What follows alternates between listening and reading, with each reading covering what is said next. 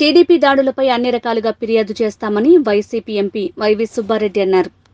గెలుపు ఓటములు అనేవి సహజమే, కానీ మన రాష్ట్రంలో ఈ ఎలక్షన్స్ తర్వాత, మరీ ముఖ్యంగా కౌంటింగ్ తర్వాత రాష్ట్ర వ్యాప్తంగా వైఎస్ఆర్ కాంగ్రెస్ పార్టీ నాయకులపై, కార్యకర్తలపై, వైఎస్ఆర్ కాంగ్రెస్ పార్టీ నాయకుల ఆస్తులపై, ప్రభుత్వ ఆస్తులపై జరుగుతున్న దాడులు చూస్తే చాలా ఘోరంగా ఉంది పరిస్థితి. దానిపై చర్యలు తీసుకోవాలని గవర్నర్ గారికి చెప్పాం. పోలింగ్ కౌంటింగ్ అయిపోయిన సాయంకాలం నుంచే స్టార్ట్ అయ్యి నిన్నటి వరకు కూడా దాడులు ఆగట్లేదు. గవర్నర్ గారి దృష్టికి తీసుకెళ్ళి అయినా దాడులు ఆగలేదు.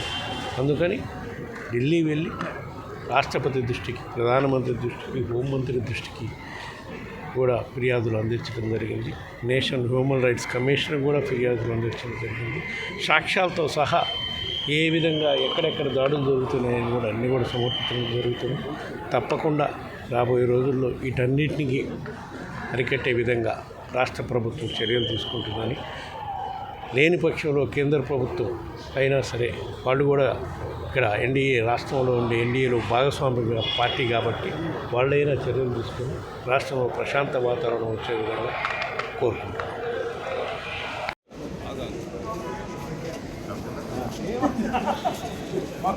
అజు